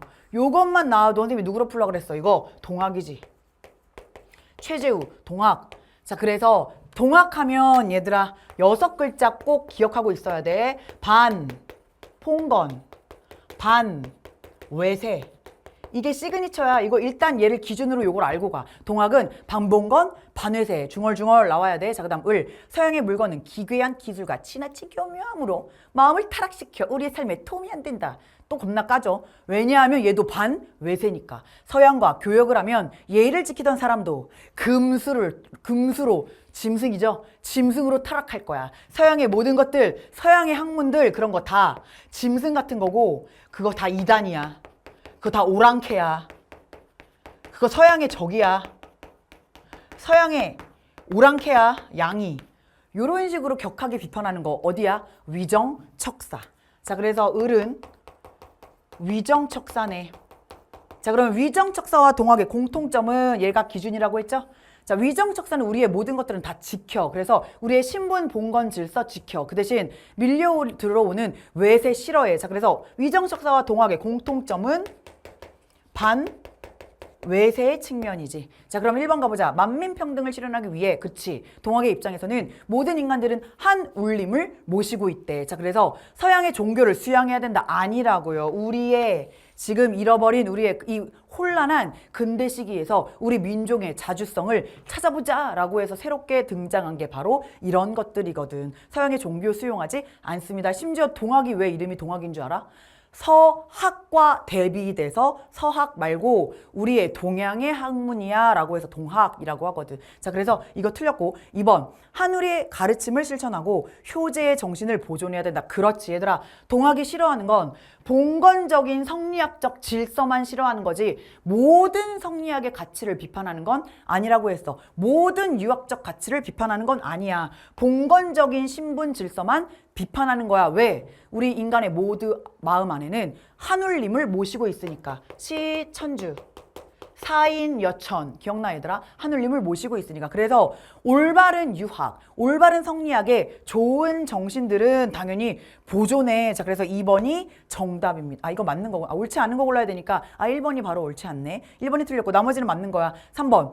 서양 문물을 배격하고, 그렇지, 위정척사니까 유교적 신분 질서를 잘 지키셔야 됩니다. 네, 너무나도 봉건 질서를 포함한 우리 것들을 다 지킬 거야. 맞고. 4번, 우리의 도로 백성을 교화하고 인의를 실현하셔야 됩니다. 너무 맞지? 우리께 좋은 거야. 자, 그게 바로 위정, 우리의 올바른 학문을 지켜야 돼. 자, 그 다음 갑과 을은 둘 다 외세, 그렇지, 공통점 반, 외세라고 했잖아. 외세의 침략에 맞서 보국 안민이라고 하는 건 우리 국가를 보호해야 되고요, 우리의 백성들을 편안하게 지켜주셔야 됩니다 라고 하는 걸 도모해야 하는 건 이들의 공통점, 우리를 지키고자 했었던 거야. 정답은 그래서 1번만 잘못됐네. 넘어가자 얘들아. 13번 문제. 갑을은 중국 유교 사상가들이다. 사위 문제야? 아이고, 사회인데 정답률이 또 51%밖에 안 돼. 가보자. 갑은 부정, 을은 긍정의 대답이야. X.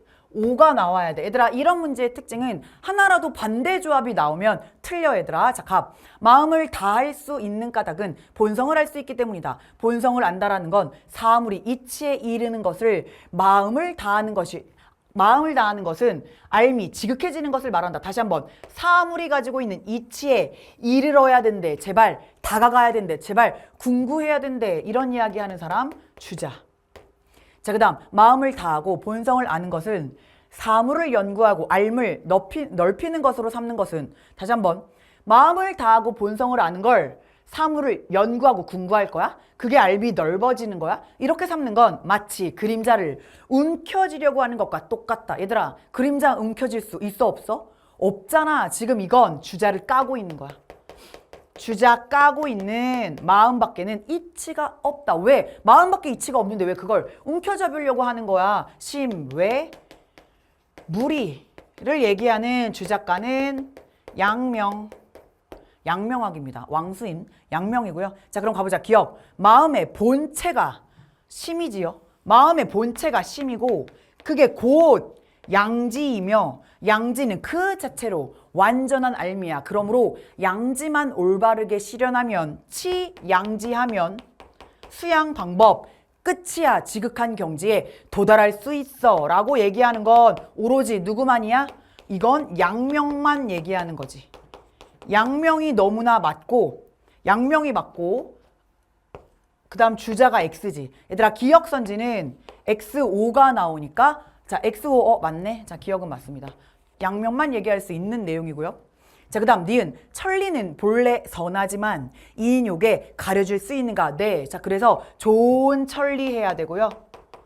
좋은 천리, 없애야 돼요. 뭘요? 인간의 사사로운 욕망을 없애야 됩니다. 좋은 천리, 거인욕은 이 둘의 무슨 점이야? 공통점. 니은 선지는 둘 다 O. 자, 그래서 니은 안 되고. 자, 그 다음 디귿. 사물에서 천리를 실현해야 사물은 비로소. 얘들아, 디귿 선지가 너무 중요하죠.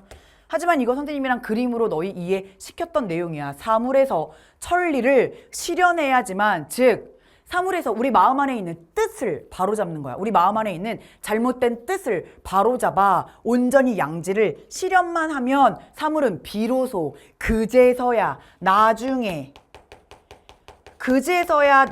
이치를 얻는 거지. 원래부터 이치란 없었어. 주자는 원래부터 이치가 사물한테도 있다라고 보는 사람이고, 양명은 아니야. 천리는 오로지 누구한테만 있어? 인간의 마음한테만 있는 거야. 그래서 심, 즉, 리. 자, 그래서 그제서야 이치를 나중에 얻는다라고 얘기하는 건 역시 양명만 얘기할 수 있는 문장이야. 이거 선생님이랑 그림으로 이해했던 그 내용이야. 자, 그래서 기억도 맞고 디귿도 맞네. 정답은 2번이 나와야 되고. 자, 그 다음 리을. 경물과 치지는 마음 안에 있는 천리를, 리을 선지는 실은 평가원적인 표현은 선생님이 봤을 땐 아닌 것 같아. 얘들아, 너무 스트레스 받지 말고. 하지만 마음 안에 있는 천리를 보존하기 위해서 결국 좋은 천리를 보존하기 위해서 경물, 치지를 둘 다 얘기할 순 있어 없어?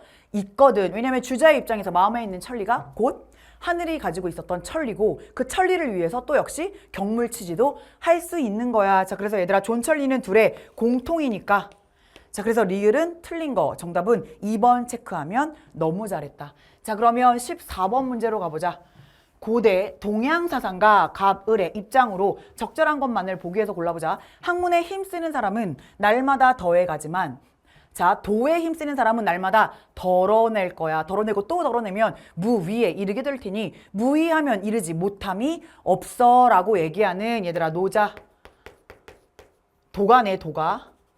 무위, 지치, 비워내야 돼. 왜? 인간적인 감정, 관점을 죄다 비워내라고 얘기하는 도가의 입장이고 을, 학문을 쌓으며 예의를 실천하는 사람을 군자라고 하겠습니다. 본성과 감정에 따라 행동하며 예의를 어기는 사람을 소인이라 하겠습니다. 사람의 본성은 악한 것이 분명합니다. 성악설을 얘기하고 있으니 유학의 순자네. 자, 그러면 가보자. 기억. 무위로 다스리려면 분별적 지식을 축적해야 된다. 아니야. 도가에서 이야기하는 무위 지치에 따르면 분별적 지식은 마이너스잖아. 이런 것들을 없애야 돼. 이런 건 도의 관점이 아니라 인간의 관점이거든. 축적이 아니야. 비워내는 거야. 틀렸고. 니은. 타고난 본성을 제도적 규범으로서 교화해야 합니다. 그렇지. 순자에게 타고난 본성은 악하거든. 그러므로 제도적인 규범을 통해서 이게 바로 인위. 교화해야 되는 게 바로 니은 선지가 순자의 화성, 기, 위니까 너무나 맞고 디귿, 선, 너무 중요한걸. 자, 디귿에다가 얘들아 형광펜 별표 쳐줘. 잊지 마. 모든 유학자 공통적으로 선을 인식할 수 있는 능력은 원래부터 있게 없게 있는 거야. 모든 유학자가 다 공통으로 심지어 순자도 선을, 선악을, 도덕이라고 할까? 도덕을 인식할 수 있는 능력을 인식하는 능력은 원래부터 있는 거야. 선천적으로. 이것 자체가 본성은 아니지만 이걸 원래 가지고 있는 건 맞아. 그러니까 유학 교육을 통해서 도덕 교육을 통해서 당연히 도덕을 배울 수 있게 되는 거야. 이게 원래 있으니까 도덕을 자꾸 가르치는 거지. 자, 그러므로 이건 형성되는 게 아니야. 너무나 중요해. 자, 디귿 틀렸고. 리을. 갑과 을은 둘 다 예의는 인위적으로 만들어진 거다. 이것도 너무 매력적이죠? 자, 얘들아, 순자의 입장에서도 인의 예지는 선천적인 게 아니야. 우리가 인위적인 노력을 통해서 후천적으로 습득해야 되는 거야. 그래서 순자도 인의 예지를 인위적이라고 볼 거고, 그 다음 도가의 입장에서는 인위적으로 얘기하면서 겁나 그걸 싫어하지. 다시 한번, 순자에게 예의는 순자한테는 인위적이지만 겁나 플러스고요. 도가의 입장에서 인위적이지만 도가한테는 이게 겁나 마이너스인 거지. 왜냐면 도가는 자연스러움을 좋아하니까. 하지만 어쨌든 인위적으로 만들어진 건 이 둘의 공통점. 너무 중요한 선지였다. 자, 그래서 정답은 니은, 리을 고르면 잘했습니다. 자, 그럼 15번 문제 가자. 자, 3점짜리고요. 사회사상 문제네. 자, 각자는 믿음과 의리, 신의 계약을 통해 이런 표현 쓰는 사람 홉스거든. 주권자의 행위를 자신의 행위로 받아들인다. 주권자가 절대 군주 리바이어던을 세웠지만 리바이어던이 하는 모든 행동이 다 나의 행동, 본인이 된다라고 얘기하는 사람 홉스. 그래서 그 모든 사람의 힘과 수단을 주권자가 임의로 사용해도 돼. 왜냐하면 홉스가 뭐야? 자, 홉스는 리바이어던 절대 군주제를 얘기하거든. 절대군주제를 얘기하는 홉스. 자, 그 다음 각자는 자연법을 집행하는 권력을 포기하고, 즉 자연법 안에서 사적을 처벌할 수 있는 사적 처벌권이 있거든. 근데 그게 처벌권이 효력이 있게 없게 없어. 자연 상태에서 마동석 만나잖아. 나의 사적 처벌권? 마동석한테 져. 그래서 안 되겠다. 이씨. 사적 처벌권 다 포기. 공적 처벌권으로 양도하는 사람 누구게? 로크야. 그래서 이로써 국가 구성원 간에 생길 모든 다툼을 종결짓는 국가가 공평한 재판관의 역할을 해줘서 마동석 좀 혼내주세요. 이런 거야, 얘들아. 그래서 스토리가 있어, 얘들아. 자, 그래서 재판관인 입법부를 지상에 두게 되었다. 간접 민주주의 얘기하는 사람 로크. 간접 민주주의의 아버지. 자, 그 다음 병. 각자는 사회계약을 통해 공동으로 자신의 인격과 자연 상태에서 가지고 있었던 모든 힘을 일반 의지의 최고 지도 감독 아래 내려놓았다. 자, 일반 의지만이 국가의 설립 목적인 공동선에 따라 국가의 힘을 통솔할 수 있다. 그래서 그 일반 의지를 국가에게 대행시키는 거잖아. 이 사람 누구야? 제너럴 윌 루소. 루소는 직접 민주주의. 자, 그래서 이렇게 쓴 김에 너무나 중요한 꿀팁을 또 역시 알려주고 갈게. 자, 이거 우리 쌍윤러들은 너무나 공통으로 생윤에서도 풀 수 있는 내용이지.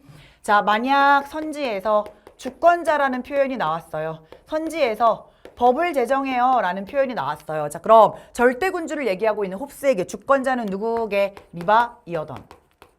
법도 누가 제정하게? 리바 이어던.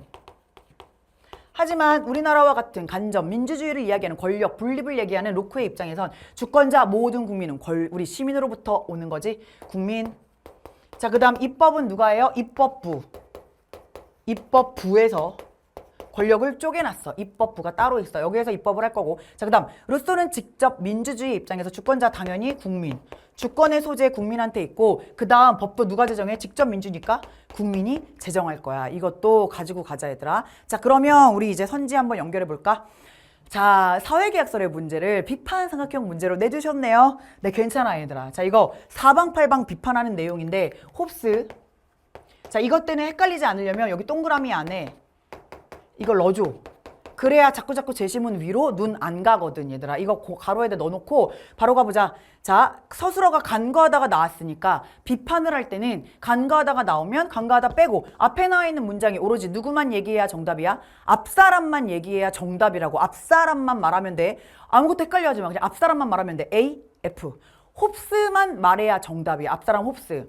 우리가 사회계약 왜 계약했는지 아십니까? 사회계약의 목적은 자기 보존의 실현을 위해서입니다. 우리도 안전해지기 위해서라고요. 얘들아, 안전하기 위해서 사회를 계약을 한 건 실은 모든 사회계약 사상가들의 공통점이야. 다른 사람들도 알아. 홉스 너만 아는 게 아니야. 우리 안전하려고 국가의 제한 속으로 들어간 거야. 이건 공통점이라서 안 되는 거고. 자, 그 다음 2번 B. 이번엔 B는 앞사람이 로크가 됩니다. 로크만 홉스한테 말해야 돼. 로크만 말하자.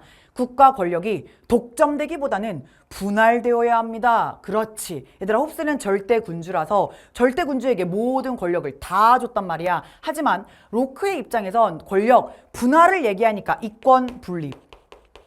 두 개의 권력으로 이권 분할. 권력 분립을 얘기하잖아. 그러니까 이건 당연히 로크가 얘기할 수 있네. 정답은 3번이 맞고 절대군주제인 자, 홉스를 로크가 깔 수 있는 표현인 게 너무 맞고. 자, 그 다음 3번.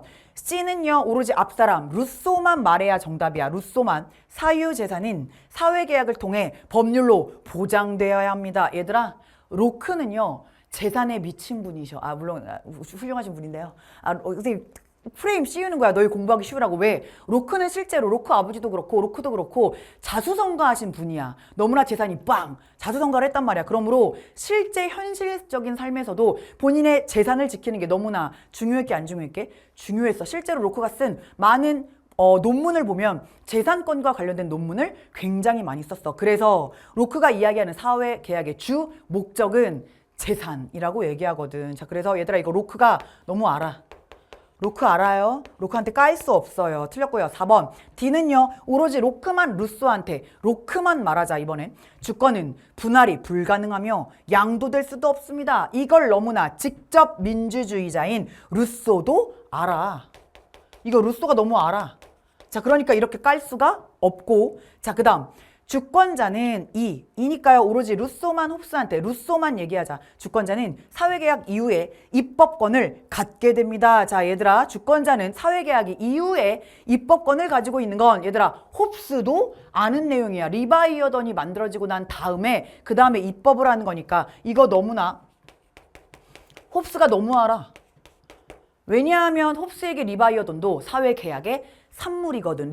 자, 일단 사회를 계약하고 그 다음에 우리 모두가 다수결로 리바이어던을 세운 다음에 그 다음에 입법의 권한을 갖는 거야. 이거 너무나 홉스가 아니까 정답은 2번입니다. 넘어가자. 자, 우리 16번 문제. 고대 서양 사상가 갑, 중세 서양 사상가 을의 입장으로 가장 적절한 거 정답률 5이네.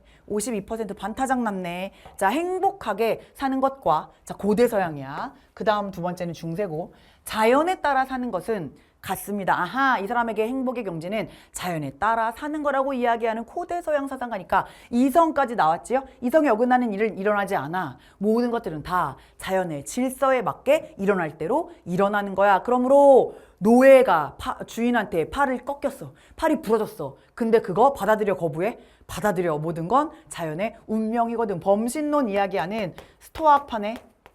로고스. 자, 스토아파.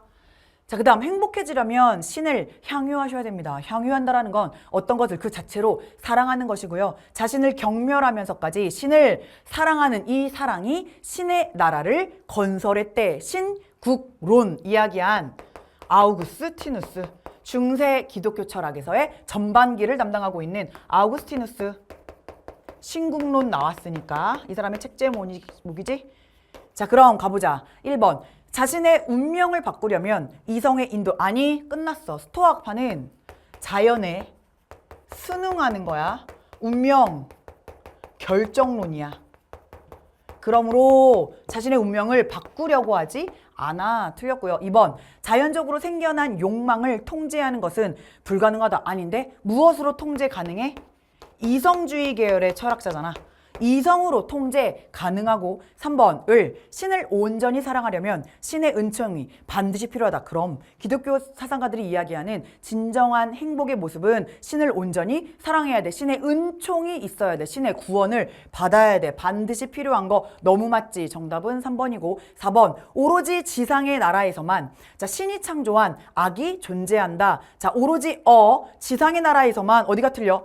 신은 악을 창조하지 않았거든. 자, 그래서 틀렸고 5번 갑과 을은 다시 한번 얘들아 우리 기독교에서 악이라고 하는 건 인간의 자유의지가 남용이 돼서 인간이 발생시킨 거야. 신이 만든 거 아니야. 틀렸고요. 5번 갑과 을은 신과 자연과 인간은 이성이라고 하는 공통된 본성을 지닌다. 신, 자연, 인간이 같이 공유하고 있는 그 공통된 이성이라고 하는 본성을 스토아학파가 로고스라고 얘기했지. 자, 그러니까 이런 내용을 얘기하는 건 스토아학파만 맞고 이성한 자연한테 이성이 있다? 우리 기독교에서 일반적인 상식에 근거해봐. 자연한테 이성이 있어 없어? 없어 얘들아. 우리 기독교에서는 이런 얘기 하지 않습니다. 이성이 있는 존재는 신과 인간뿐. 자 그래서 정답은 3번 체크하면 돼. 자 그럼 17번 문제 정답률 43%네.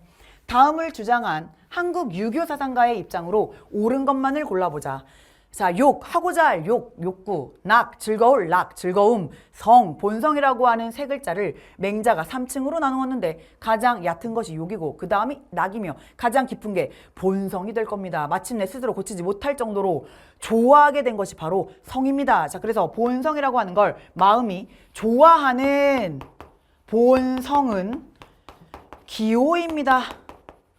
라고 얘기하는 거. 성을 논하는 건 좋아함과 싫어함으로 얘기해야 돼. 우리의 본성 안엔 기호가 있대요.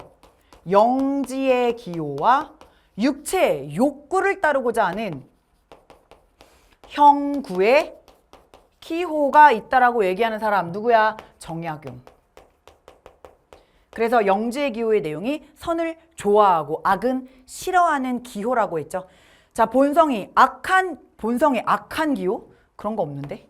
자, 얘들아, 본성을 악으로 설명하지 않아. 그냥 기호로 설명해. 본성이 악했어? 그럼 이 사람도 성악설인 거잖아. 아니잖아. 성악설, 성선설이 아니라 성기호설. 자주직건에 의해 물론 자주직건에 의해서 악한 행동을 할 수도 있고 선한 행동을 할 수도 있지만 요 표현 자체가 틀렸습니다. 자, 니은 형구의 기호는 선을 좋아하는 욕구를 포함하지 않는다. 형구의 기호는 얘들아, 육체의 욕구를 따르고자 하는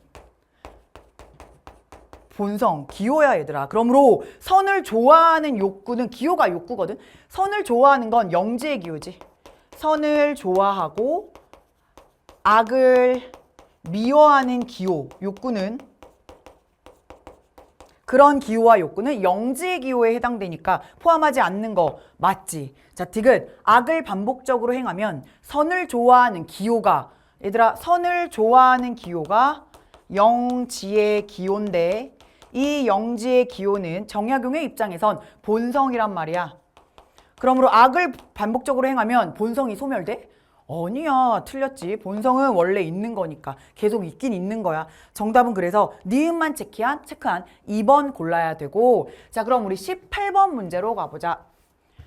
자, 우리 18번 문제는 사회사상 문제네. 자, 가보자. 자본주의의 전개에 나오는 문제네요. 자, 유효 수요가 부족하면 자원을 낭비한다라는 공곡의 비난을 피할 수가 없을 것이며 자원을 이용하려고 하는 개인 기업가는 불리한 여건에서 활동하게 될 테니 경제체제의 붕괴를 막는 유일한 방법은 유효 수요를 창출할 수 있도록 정부의 기능을 확장해야 돼. 큰 정부를 이야기하고 유효 수요 창출을 이야기하고 있는 누구야? 케인즈. 시장 실패를 극복하면서 정부의 역할을 크게 만들자. 그래서 대고강을 경험한 다음에 뉴딜 정책을 통해서 유효 수요 일자리를 창출해서 돈을 쓸 수 있게 만들어주자라는 정책을 내세운 수정 자본주의. 시장 실패를 보완하기 위해 등장한 큰 정부. 자, 그 다음 유효한 경쟁이 창출될 수 있는 곳에서 경쟁은 개인적인 노력의 좋은 길잡이가 될 겁니다. 자본주의는 경쟁을 좋아하니까 자생적인 질서인 시장에서의 경쟁이 유효할 수 없을 때에만 그때 정부가 경쟁을 대체해 주는 거지. 우리가 비판하는 계획 경제라고 하는 건 계획 경제 싫어요. 시장 경제 체제가 좋은 거예요. 계획 경제 비판하면서 시장 경제 자생적 질서로 다시 돌아가야 돼요 라고 얘기하는 건 누구야? 하이에크. 하이에크가 이야기하는 정부의 크기는 제발요 계획 경제 싫단 말이에요. 작은 정부야. 자, 하이에크 신자유주의지. 가보자. 자, 그러면 자, 을이 더 강조할 내용이야. 자, 작은 정부가 더 강조하는 걸 찾으면 돼, 얘들아. 작은 정부가 유효 수요 창출을 위한 공공 지출의 확대, 유효 수요 창출을 위해 공공의 지출을 훨씬 더 많이 잡아주셔야 됩니다. 얘는 큰 정부야. 얘는 큰 정부가 강조하는 거니까 자, 을은 내려야 돼. 자, 경기 침체 극복을 위한 시장 자율성의 확대를 강조하는 것. 시장의 자율성을 크게 해야 돼요 라고 얘기하는 건 정부의 기능을 상대적으로 축소하고 시장을 크게 하는 건 얘들아 작은 정부가 맞지? 이건 작은 정부니까 화살표 올려야 돼. 자, 그 다음 실업 문제 해결을 위해서 정부의 역할에 축소를 실업 문제를 해결할 건데 근데 그걸 정부의 역할을 축소하면서 해결할 거래. 그럼 역시 큰 정부야 작은 정부야? 작은 정부잖아. 작은 정부니까 화살표 역시 올려야 되네. 자, 그럼 해보자. 여기서부터 시작해서 자, 내리고 올리고 올리자. 여기서부터 시작해서 자, X축 내려야 되니까 여기에 있어야 되고 Y축 올려야 되니까 올라갔고 Z축 올려야 되면 기역으로 올라가겠네. 정답은 기역 체크한 1번 골라야 돼. 자, 그럼 19번 문제로 가보자. 한국 유교 사상가 가불의 입장에서 서로에게 제기할 수 있는 비판을 나의 그림으로 표현할 때 AB에 해당하는 내용으로 가장 적절한 거 가보자. 자, 갑. 정의 4단과 7정의 구분이 있는 것은 사단과 7정을 구분할 거래. 성의 본연지성과 기질지성에 다름이 있는 것과 같습니다. 4단은 인의 예지 즉 사덕에서 발했고 7정은 외물이 사람의 형기에 접촉해서 나오게 된 겁니다. 기질적인 측면이지. 자, 그래서 얘들아 사덕은 본연지성에서 발한 거고 7정은 기질지성에서 각각 연원이 다르다라고 얘기하는 건 이왕의 입장이고 자, 그 다음 을은 정의 어찌 인의예지에 근거하지 않고 선한 정이 될 수 있겠는가. 선한 정으로는 4단이 있는데 4단 바깥에 선한 정이 있다면 이것은 마음에 두 가지 근본이 있는 것이니 어찌 옳겠는가. 두 가지 근본이 아니라는 거야. 자꾸만 합치려고 하는 사람 이가 될 거야. 자, 그러면 이왕과 이의 문제를 풀어보자. 자, 이왕이 여기에 있고요. 이가 뒤에 있습니다. 자, 그럼 얘들아 서술어 간과하다가 나왔으니까 오로지 앞사람만 얘기하면 정답이야. 자, A는 이황만 얘기하자. 발한 기가 이를 주제하면 너무 중요한 선지인데 얘들아 이왕이건 이건 모두 다 주제성은 리더의 역할이야. 리드할 수 있는 역할은 오로지 이만 가능한 거야. 발한 기가 이를 주제한다? 이런 표현은 누구도 쓰지 않습니다. 틀렸고요. 2번 A 이왕만. 4단과 7정은 모두 성이 발하여 드러난 정입니다. 자, 이건 얘들아 이미 주자가 얘기한 거야. 4단과 7정은 정, 발하기 이전인 다시 한번 4단과 7정은 모두 성이 발하여 발한 후인 정이 될 거야. 발하기 전이 성은 미발이요. 정은 이발이라. 이거 누가 얘기한 거야? 주자가 얘기한 거야. 이건 공통점이야. 이건 주잣말이거든. 그러니까 공통점이고 성리학이니까요. 자, 그 다음 3번. B. 오로지 이만 얘기해야 돼. 이만. 칠정은 인의 예지의 실마리. 단서지 얘들아. 칠정은 인의 예지의 실마리. 다른 말로 바꾸면 사덕의 실마리 사단. 칠정은 사단을 모두 포함하는 거야. 이게 바로 칠포사. 얘들아, 칠포사는 오로지 누구만 얘기할 수 있어? 이만. 정답은 3번입니다. 자, 그 다음 4번. 사단의 선함과 칠정의 선함은 서로 다른 거야. 자꾸만 구분하려고 하는 사람 누구야? 이황. 자, 그래서 이건 이황 표현이고, 이 이는 칠포사 안에 있어. 구분하려고 하지 않아. 자, 그 다음 5번. 자, B. 이만 얘기해야 정답. 맑은 기에 불선한 이가. 틀렸죠. 얘들아, 이치는요 순선 무악하는 거야. 이런 말 안 하지. 자, 그래서 정답은 3번 찾았으면 너무 잘했다. 자, 그럼 우리 이제 마지막 문제 한번 골라보자. 자, 고대 서양 사상가 갑을 인간은 모든 것의 척도이다 라고 얘기하는 소피스트 프로타고라스네. 프로타고라스. 그래서 진리에 있어서의 상대주의 입장을 취하고 있는 경험주의의 아버지 시작이야. 자, 그 다음 을.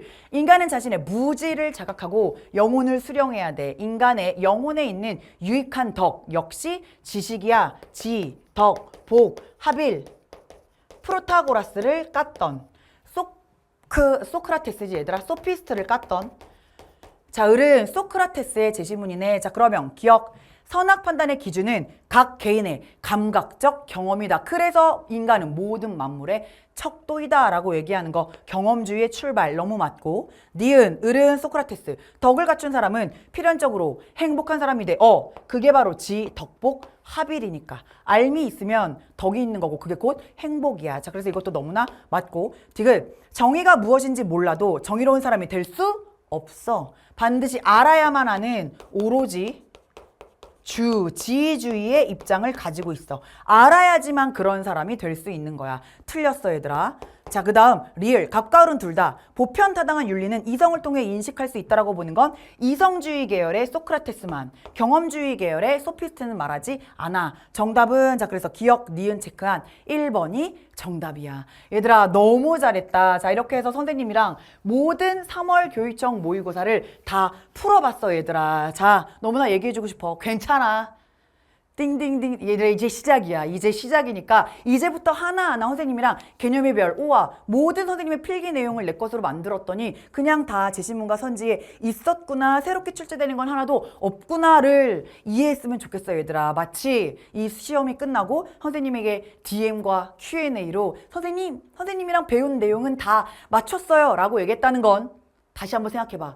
다 배우면 다 맞출 수 있다는 거야 얘들아. 자, 그래서 우리 유종의 미를 거둘 수 있게, 좋아, 오케이, 이제부터 시작이다, 렛츠고. 다 한번 맞춰보자. 우리 한번 사탐으로 대학 가보자. 사탐 버프 제대로 받아보자. 어렵게 출제될수록 훨씬 더 높은 변환 표준 점수를 가지고 갈 수 있다는 거 생각하면서 너무 스트레스 받지 말고 다시 한번 개념을 끄덕끄덕 완벽하게 이해하면서 내 것으로 만들어야 돼. 그럼 가지고 놀게 될 거야 얘들아. 교육청 모의고사 긴장 속에 풀었을 텐데 너무나 시험 보느라 고생 많았어. 이제 올라갈 일만 남아있으니 열심히 선생님이랑 빈 공간을 채워보도록 할게. 그동안 너무 수고 많았어. 앞으로 조금만 더 수고해보도록 하자. 안녕.